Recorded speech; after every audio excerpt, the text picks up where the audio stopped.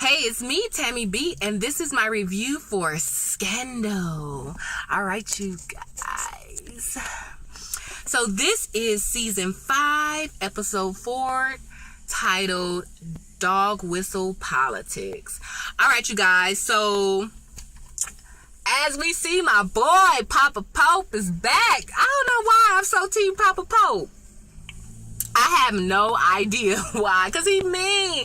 But I don't think I'm team Papa Pope. I think I'm team Joe Morton, his real character. I like his monologues. I like his passion behind it, so. And he's OG. Like, when you involved in stuff and you cover all bases, it's like so many times people thought something was gonna happen and they was so molded, but that's because Papa Pope fixed it. So I don't know, I just love that about him. But I don't like how he be Dulo and Olivia and Maya. But anyway, you guys, so Jake presses Papa Pope about this Paris fire. He was like, look, we done booted you out, B613, and you got some connection to this Paris thing, and I could see you setting that fire, stealing the painting, so you could sell them for millions of dollars to get B613 back. Papa Pope like, look, I'm in jail. I don't know nobody. I ain't got nothing to do with it. If you want to investigate, so be it. So, of course, Jake gonna investigate. In the meantime, while all this is going on, they showing this news story of Olivia's whole life, y'all. Or really, it shows about Papa Pope, how he had 3 jobs, worked his way through college, became PhD, and I forgot the thing, or pathologist or whatever, yada yada yada. And they showing, he raised his daughter, he was happily married, but then the mama died, then he had a daughter, he put her in the best private school. All the people who go to that private school are leaders of America. And so maybe Papa Pope raising Olivia to be such a strong, black, phenomenal woman, she didn't use that so much that she didn't slept her way up into the White House, y'all. So they showing all of these old pictures. And you know what I thought was cute? The fact that they were using real life pictures of Olivia. That baby picture, I couldn't tell if it was her. And the picture with the father and daughter, I couldn't tell if it was her. Because I'm like, what? Does her real daddy in real life look like Papa Pope? Or was that part a fake picture? But all the pictures after that, the high school picture, the pictures with her just chilling on the couch, those were real pictures of Kerry Washington. So I was like, that's kind of cute. So Quinn meets this guy, y'all. His name is Marcus, and at first I couldn't remember him, but they helped Marcus win a case a long time ago. I don't remember what the scandal was, but it was this political figure named Marcus, and he did something dirty, and they got him off from going to jail, but getting him off meant scandalizing his name. So he still don't have his political job no more. And, he basically poor, broken, lonely right now. So Quinn meet up with him, y'all. Why Quinn give him the same speech Harrison gave her to join Pope and Associates? Like, do you want to be a gladiator in suit? We help and we do this. So are you a pussy or not? Or whatever she said, y'all. But all I remember was like, that was Harrison's line. Like, we're gladiators in suits. So she was like, you want to be a gladiator in suit or not? He was like, or nah. I don't agree the way y'all be do-lowing people. And yeah, y'all kind of follow the law, but y'all bend the law, so I'm good. So bye. So even though Quinn's speech was kind of tight, Marcus wasn't having it, y'all. So Liv tells Fitz that he doesn't get to be emotional because he the president. Fitz still mad that everybody calling Liv a hoe on TV. Every news outlet is talking about a girl. They finding her 3rd grade teacher. They finding all of these people just to say bad stuff about Olivia or to talk about her. They find videos when she was talking about how she wanted to work in the White House. So they just like, she been planning this all along, y'all. So Fitz mad. He mad at Abby. He fired her. He was like, she did that without my permission. And Olivia was like, well, I would have did the same thing. So stop being emotional, which I was so happy. Like, yes, Fitz, stop whining. Like, ain't you supposed to be a war hero? You've been a president for 6 years already? Like, where's your balls? Like, stop being such a weenie. But I understand, as a man, when it's a woman you love, you do want to protect her honor.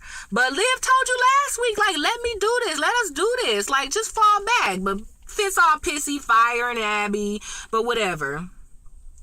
Liv tells Fitz he doesn't get to be emotional. So, and meanwhile, somebody taking pictures of Olivia from across the street. But the funny thing is, they never said who it was. So I'm like, is this somebody else after Olivia, or is it just the same scandal stuff that, since everybody's trying to find out the mistress details, is it just those people? But anyway, she called Huck and Quinn. Huck go over there, and that's the thing. I'm like, did Huck kill him? Because he was like, you never have to worry about that again. You know, when Huck say something like that, you like, oh, here we go, right? So I don't know, y'all, but whatever. They give Liv some burner phones. Huck took care of whoever it was. So now Liv's supposedly safe. Huck and Quinn tell them about Marcus, but Olivia was like, nah, we good. We don't need nobody else in the business. So let's just work. Y'all just handle OPA by yourself or whatever. So anyway, y'all, so remember Jake trying to figure out what's been going down with the Paris Bernie thing? So Jake recruits Charlie to help him find the Paris stuff. So Jake and Charlie go to Paris, and Charlie knows a girl out there who is into art and buying her stuff. So they gonna go to her and be like, hey, we trying to find the paintings from the fire. Like, maybe you could meet with the buyer, and then that'll help us, like, find out who it is and figure out this whole case, right? So the lady walks up, y'all. Come to find out, it's Jake's ex-wife. Who knew he had an ex-wife or ex-boo or whatever, right? But they mad at each other, y'all. So she sees it's Jake, or he sees it's her. He was like, oh, your name Alyssa now? That's a cute name. And she was like, oh, your name Jake now? She was like, all right, whatever, Charlie, I'm out. So she leave, y'all. So we like, dang, like, who is this? At that point, we didn't know she was the wife. Like, what's going down, right? But whatever, Jake goes to meet her, and he was like, look, I thought you was dead. We were supposed to meet at Grand Central Station. You know, the courtesy window was 25 minutes. I waited for you for a whole hour. The fact that we were so in love and you didn't show up, I thought you was dead. I grieved and everything. So then she gives in, was like, oh, okay. First she was like, oh yeah, I was there too. You should have trusted that I would make it or whatever. So it just looked like, oh, it was a misunderstanding, but now we found each other and neither one of us dead. So let's move on. So help us with the case. So she helps with the case. She meets the buyer, y'all. The buyer tried to shoot her. She shoots the buyer. The buyer is dead, but she alive. Jake runs in and saves her. Now she in the hospital just with a bullet wound, and that's when she admits, look, I actually didn't meet you at Grand Central Station. We're spies. Spies don't fall in love. Spies don't live happily ever after. I did love you, but hey, the job comes first, so my bad. I'm like, dang, all right. So anyway, y'all, so we don't know what's going to happen, but since she alive, I don't know. That's all they showed about that scene, so we'll find out. Maybe, you know, now that they know the truth, Jake and his ex-wife, Boo, maybe they'll still find out what happened in Paris. Anyway, y'all, remember Marcus? One day he popped up at Pope & Associates. He was like, look, you know what? I don't agree with y'all, but I think y'all company about to go down, and you right, because I am broke, how about I work with y'all till y'all do go down so I can get me a little bit of coin? I was like, all right, Marcus, that's a good way to look at it. So, you know, they want him to be the spokesperson for Pope & Associates, but at first it's like they want him to speak, but then they don't want him to speak. They was like, oh, let's just be quiet and wait for Liv. But he get tired of it, y'all, because they keep saying little stuff about she urban, she's plotting, and she's scheming. So at first he following the Pope & Associates rules and not really saying nothing. But one day he leaving, and of course the cameras are still all out of Pope & Associates. So one day he walk out, and they question like, who are you? What you know? You work at Pope & Associates. What do you know about Olivia? She's so well spoken, da da da da. So he turned around and was like, for a black woman. And they were like, excuse me. Marcus was like, oh, she's so well spoken for a black woman, right? And it's so funny because I remember I said that to a girl one time about, she was like, I don't like when people say that. And I was like, why? And she was like, because well spoken, usually when people say that, it usually mean like, I'm surprised that you're so well spoken. And I was like, well, I didn't mean it that way, but well, I guess when you think about it, I did mean it that way, because I was commenting on somebody else like, oh, he's so well spoken, and I was surprised about it, but he was black too, so I didn't mean it in a racial way, but I just thought that, you know, he wouldn't speak grammatically correct English, and there's nothing wrong with that. I don't always speak grammatically correct English, even though I had several years of English teaching, so I didn't mean it that way. But when the girl said it like that, I was kind of like, whatever, bye. But now that I see it on the show, I was like, yeah, I guess, you know, depending on how you say it or who you say it about, I guess making that comment can, you know, come off as a backhanded compliment. So anyway, Marcus was like, look, I can't shut up no more. He just told me, like, look, y'all doing dog whistle politics. That's when you say words and it only hurt the person who is meant to hurt. Like when you blow a dog whistle, regular people can't hear it, but dogs can hear it. So you throwing something or you putting something out there, but it's only meant for certain people to hear or for it to hurt certain people. Because I think dog whistlers kind of make dogs do something too. So not necessarily hurt, but, you know, for them to feel it.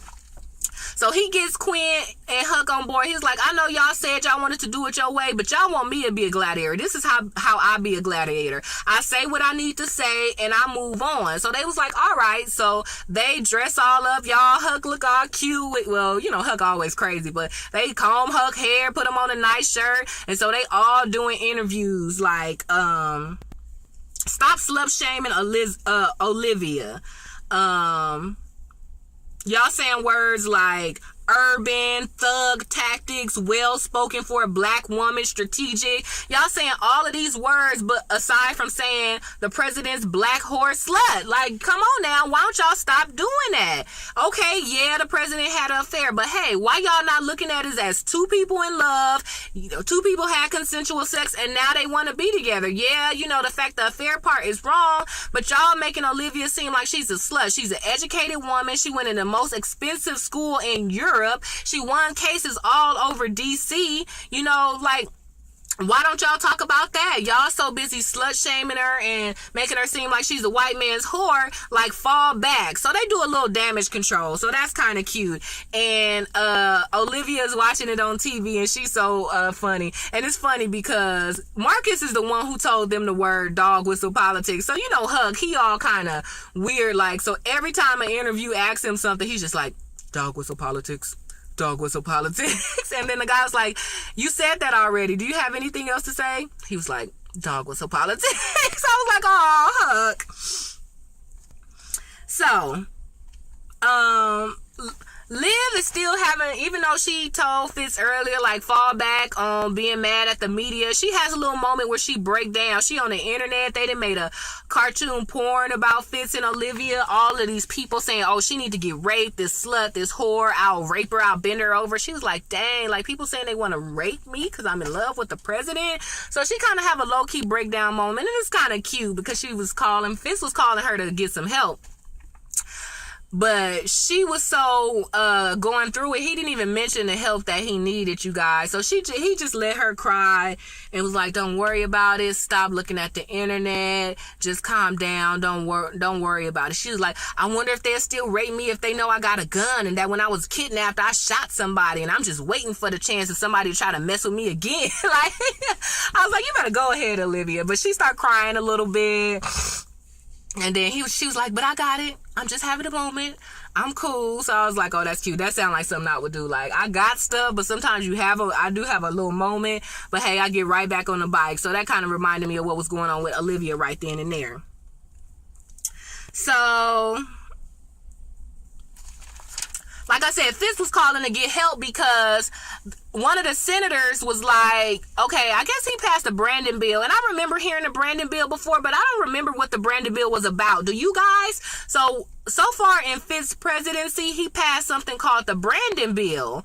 And during that bill, or whatever, but now that, you know, it's come out that he got an affair, everybody wants something. So the male senators meet with Fitz like, look, we gonna impeach you unless you reject this Brandon bill. And Fitz was like, no. And the senator was like, well, you need to think about it because we gonna impeach you. I understand. Yeah, we all have affairs, but your affair is affecting the White House and that's not cool. And according to the law, this is something that you can get impeached for, and we all get to vote. So unless you change your bill, then we gonna impeach you. So he was like, let me think about it. So that's why he called Olivia or whatever. But you know, she was going through her thing, so she didn't help him. So, you know, he fired Abby, but Liv told him, like, don't fire Abby, just fall back.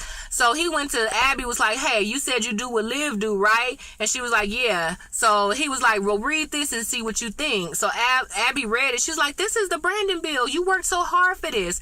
I think But whatever, you don't want to get impeached. So, to stay in office, how about you go ahead and give the senators what they want, y'all? And so he was like, he thought about it, but then he was like, you know what? No. Even though if that is what Olivia would do, all right. But now that I thought about it, no, I'm the president. This is going my way. I'm not about to let them punk me. F the senator. I'm keeping my Brandon bill, and they not going to impeach me. So Fitz gets some balls without Olivia finally. I'm like, all right, Fitz. So he's so pumped up, y'all, that he takes the whole Secret Service and goes to Olivia's house, y'all. And the president's agenda is everywhere. He have all these cars following him, the media following him everywhere. But you know what? He like, number one, I am not about to let the Senate punk me. And on top of that, I'm going to see my boo, y'all. So, of course, it's on the news, like, where's the president going? And Olivia's watching it, and she's like, no, he not, y'all. So Fitz pop up at the door, y'all. And Olivia's like, what you doing here? He was like, I came to take my girlfriend out on a date. And she like, what? So she all like, no, you can't do that at first. But he just grabbed her and they kissed, y'all. It was kind of cute, y'all. Like, I'm kind of low-key team Melly, but the fact that he went through all of that for her shows that he really does love her, So they kiss. He tell the Secret Service to turn around so they could all kiss and smooch in the elevator. And they walk on out. I'm like, y'all could have had a date in the house. Like, don't blow it now. You only got 18 months left. So I could see the boldness of you going to see your boo, but you could have just went over there and they could have just speculated what was going on. But he took Olivia by the hand and they walked to the limo, y'all. And why was this some 1987 limo? I was like, y'all know the president got better limos than that, y'all. So boom, y'all. They all kissy, snuggy, smiley, hand holding in a limo while all the paparazzi taking picture, y'all.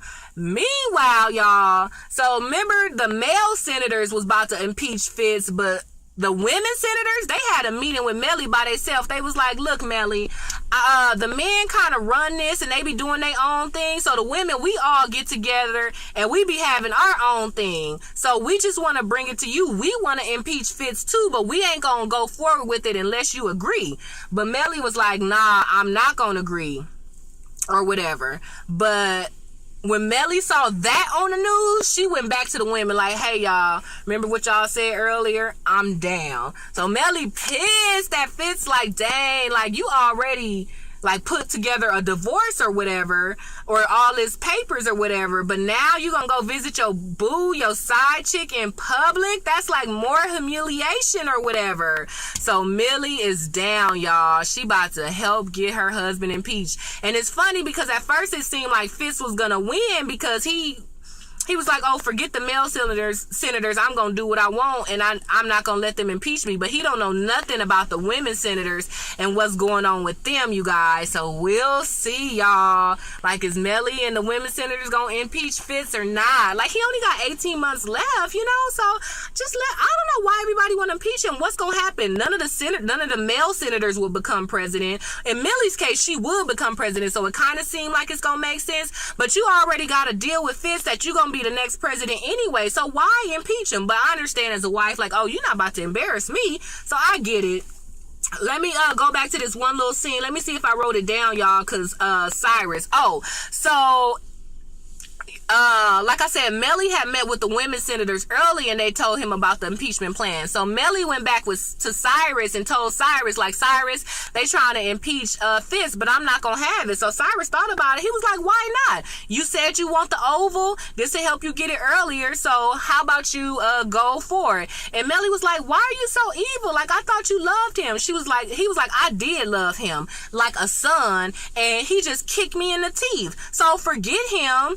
I'm more importantly than him. I'm riding for the country, and now I'm riding for you. So your son, he was like, your son is dead, safe in the ground. All the harm that's done to him is already done. The worst part is over. For me, my son is right down the street and he won't let me help him. He kicked me in the teeth and I can see all the bad going on around him, but he won't allow me to help him. So forget him.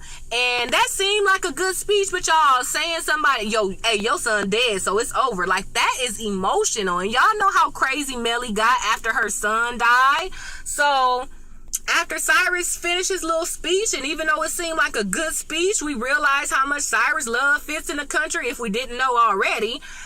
And so we thought Melly was gone. And the last time Cyrus gave us a little Papa Pope-like speech, it pumped Melly to, do what she needed to do to get her life together. But this speech, when Cyrus mentioned her son, y'all, Melly looked at him like she was holding back her tears. She was like, "Get out and don't come back." And Cyrus looked at her and he just left. He was like, "All right, fine, I'll quit." Like, "No, nigga, you really didn't quit. You got fired." But, whatever, y'all. So, I don't know what's going to happen with Cyrus. I kind of like Cyrus being there for Melly for some reason. I kind of like Cyrus. So, I know he did some bad stuff. And I didn't like him, like, almost killing his fiance back in the day. But, I just kind of like I actually like Cyrus and Olivia when they be friends. But so there's some parts of Cyrus I like. So I was sad to see Cyrus go. But I'm like, yeah, Cyrus, you can't just tell no woman like, "Hey, remember your dead son? That was easy compared to what's going on with me and Fitz." No. You never know a mother-son love, so you can't really say that. And I understand you do these strong talks, but you can't talk to Millie exactly how you talk to Fitz. So boo to you, Cyrus, on that, All right, you guys, so that was it. That was Scandal, Season 5, Episode 4, Dog Whistle Politics. All right, you know what's up. Give me the thumbs up on this video. Go ahead and check me out on Twitter at TammyB_. That's TAMI, the letter B, and the symbol _. Or you can hit me up on Facebook at It Is Me, Tammy B. That means the first name is ITISME and the last name is TAMIB. All right, you guys, enjoy the rest of your day, and I will see you in the next review. Bye.